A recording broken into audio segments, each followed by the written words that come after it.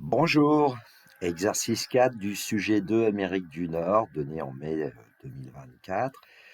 Je rappelle que dans le descriptif de la vidéo, vous trouverez l'énoncé corrigé en format PDF, un lien vers le site de la PMEP pour trouver des sujets de bac et des corrigés, un lien vers mon blog où vous pourrez trouver divers documents. C'était l'exercice 4 sur 4 points, soit un réel strictement positif. On considère la fonction petit f définie sur l'intervalle 0 plus infini ouvert en 0 par f de x égale a ln de x. On note C sa courbe représentative d'un repart normé, soit x0 un réel strictement supérieur à 1. Question 1. Déterminer l'abscisse du point d'intersection de la courbe C de l'axe des abscisses. Question 2.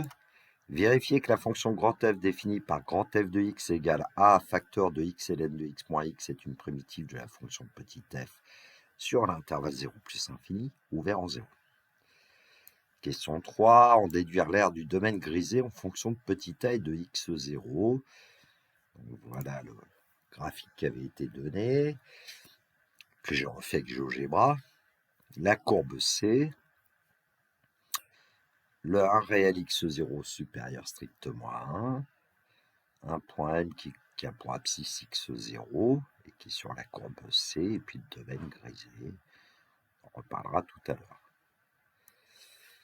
On a T la tangente à la courbe C au point M d'abscisse x0.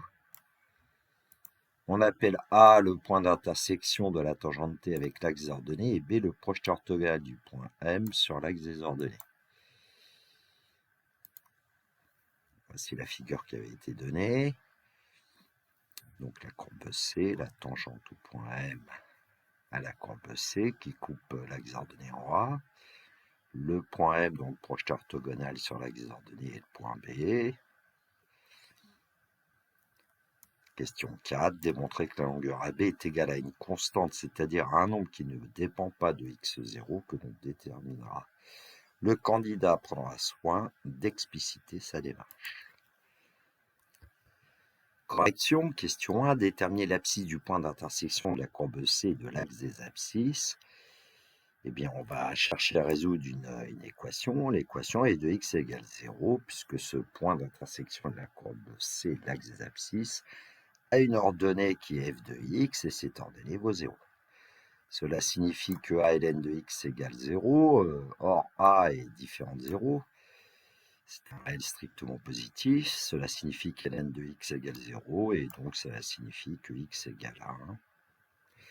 On peut conclure l'abscisse du point d'intersection de la courbe C et de l'axe des abscisses est 1. Question 2. Vérifier que la fonction grand F définie par grand F de x égale à facteur de x ln de x moins x est une primitive de la fonction petit f sur l'intervalle 0 plus infini ouvert en 0. Alors, une méthode possible, c'est de dériver grand F et de vérifier que grand F' de x est égal à petit f de x pour tout réel x de l'intervalle 0 plus l'infini. Grand f de x égale a facteur de x ln de x moins x. Donc on va dériver x ln de x moins x. Alors pour le premier terme, x ln de x, on a affaire à un produit. Et donc on va dériver un produit. On va utiliser la formule classique. La dérivée de uv, c'est u'v plus uv'. Ici, u de x, c'est x, donc u' de x, c'est 1. v de x, c'est ln de x, donc v' de x, c'est 1 sur x. On obtient grand f' de x égale à facteur de 1 multiplié par ln de x plus x facteur de 1 sur x moins 1.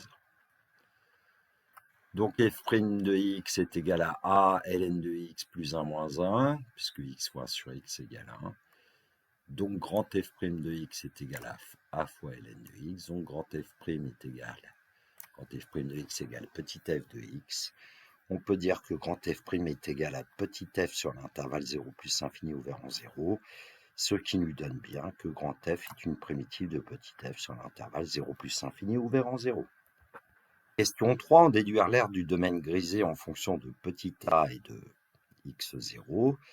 Alors, quand on considère l'aire du domaine grisé que j'ai appelé grand S, eh bien, ce domaine est défini par x est compris entre 1 et x0 et petit y est compris entre 0 et f de x, ce qui nous permet de dire que grand S, c'est l'intégrale de 1 à x0 de f de x dx. Alors, je devrais écrire ici en unité d'aire. Passons. Donc, grand S est égal à grand f de x0 moins grand f de 1. Donc, grand S est égal à A facteur de x0 moins ln de x0 moins x0, moins A facteur de 1 moins ln de 1 moins 1. Alors, ln de 1 vaut 0, donc dans ce crochet, nous allons obtenir moins 1.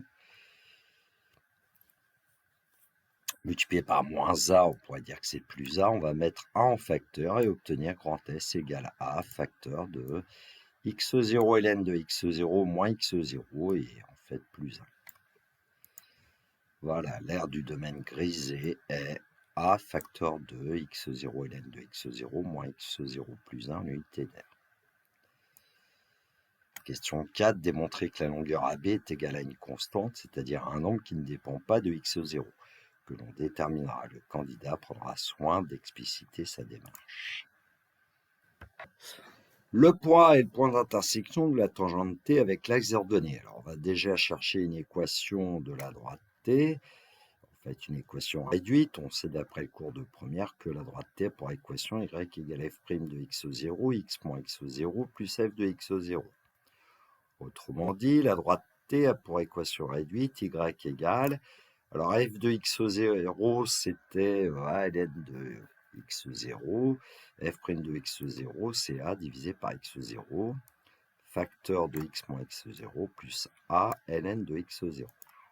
Ensuite, on exploite le fait que le point A appartient à l'axe ordonné, c'est-à-dire que l'abscisse du point A vaut 0, et donc son ordonnée YK, c'est A sur x0, facteur de 0 moins x0, puisque xa vaut 0, plus A ln de x0, donc YK, c'est moins A plus A ln de x0. Autrement dit, le point A pour ordonnée YK égale A ln de x0 moins A. Je vais simplement échanger les deux termes ici. Le point B est le projeteur orthogonal du point M sur l'axe ordonné, donc le point B a pour ordonnée YB égale en fait YM qui vaut f de x0. Donc YB c'est A ln de x0. Alors pour chercher la longueur AB, a priori on devrait dire que c'est la valeur absolue de YB moins YA, même si on a le sentiment ici que la valeur absolue est inutile. J'ai préféré quand même la laisser.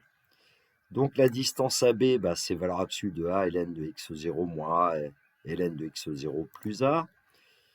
Et donc la distance AB, c'est valeur absolue de A. Et comme A est strictement positif ici dans l'exercice, effectivement, la distance AB, c'est petit a. Et donc la longueur AB, c'était bien YB moins YK. C'est-à-dire que le point B est toujours situé au-dessus du point A sur l'axe ordonné.